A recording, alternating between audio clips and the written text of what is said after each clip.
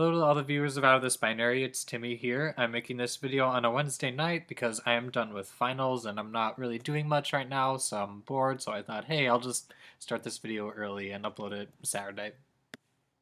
So this week's topic is about dealing with gender dysphoria, and I thought I would just hop right into it. So my biggest piece of advice with dealing with gender dysphoria is to do meditation. And what's so important about meditation is the mindfulness that comes from it. It is so important. I meditate once every day for about 10 to 15 minutes, and it's just so great and healthy for you. And I think, like, regardless whether you're trans or non-binary, I think meditation really helps everyone become a better person. And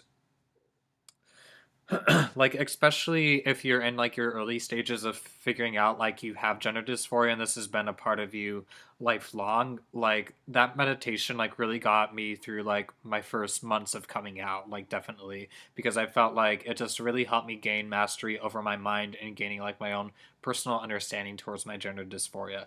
So that is my biggest piece of advice. And for my next one, find a form of exercise. If you feel stuck for a period of time, knowing you can't physically transition and you really want to physically transition someday, I feel like exercise can really help you with body positivity, even if it doesn't solve all of your problems that you have towards your body. You can do any form of exercise that feels comfortable for you for as long as you want.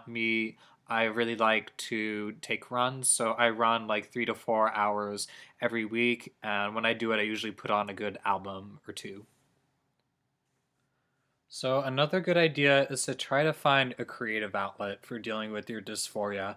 Dysphoria can be very much an energy that can push you towards creativity. And that's really been the case with me in music, as you can probably tell. And in fact, I believe that our next video topic next week is specifically going to be about how we figured out we were non-binary. And for me, with my creative outlet in music, I actually found out I was non-binary through music. So that's something I'll go into detail with the next video. But with creative outlets, the thing is like, you should not be placing value judgment on yourself and thinking that your work is so bad, so you are bad yourself. Like that's not really the point. The point with a creative outlet is that it's going to give voice to your perspective through creativity. Like creativity is like the primary means that we have as humans to like hear and understand our voice in connection to others. So yeah. Um, and then another piece of advice, an obvious one, more dealing with body dysphoria for you DMABs out there. So yeah, tucking is it's helpful with alleviating dysphoria. It can really take an edge off of it, and it can really just be like a very natural coping mechanism, especially for me. It was funny because I was actually assured I was trans once I started trying tucking again and found relief. Like um, I actually went through like a period of time where I like wasn't tucking anymore, and I kind of forgot like what that was doing for me.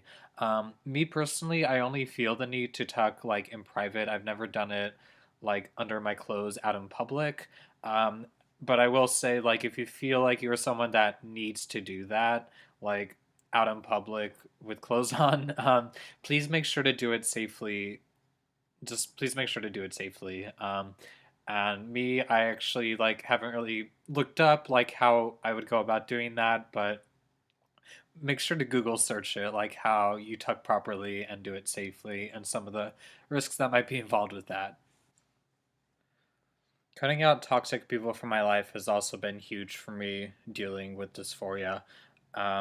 If there are just some people in my life that just have really further triggered my dysphoria, and it's just not worth it if that's the kind of person that they are. And honestly, there are just very specific actions that people can make towards me that is just like on my blacklist.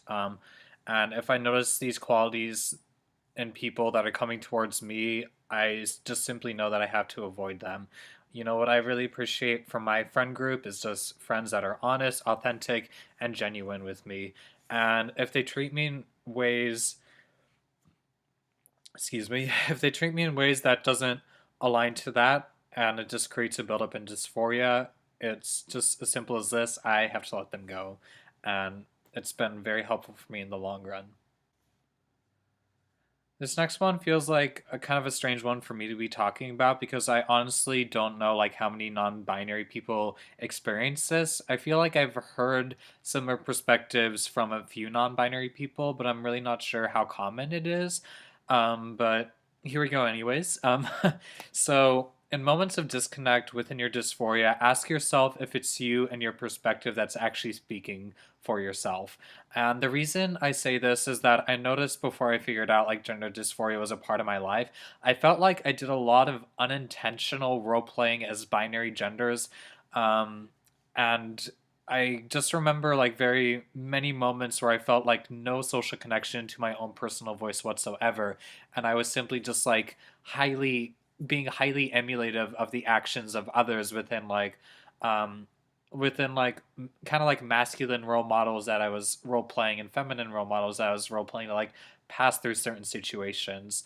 Um, and this feels like kind of a strange piece of advice for me talking about, but like personally how I've noticed I've experienced this kind of dysphoria before is feeling like such disconnect from self-perception, and then like start feeling like myself, I feel like I would become like highly emulative of like specific masculine or feminine role models for like certain social situations. So it sounds kind of odd, but just ask yourself in moments of disconnect, give this a try. If it's you and your perspective that's actually speaking for you, you know.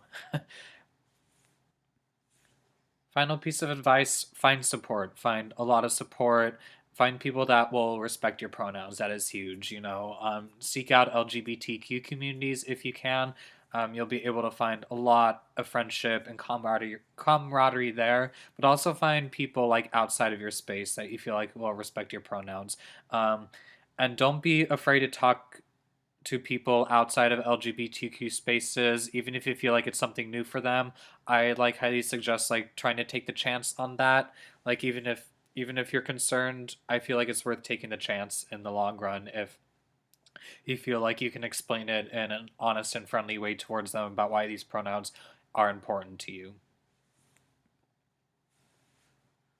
That's all I have to say about this subject. I hope you found this video helpful and enjoyable. Feel free to leave in the comment sections any tips that you have for dealing with gender dysphoria, and I will see you next week. And I hope wherever you are, you are having a lovely day. Bye.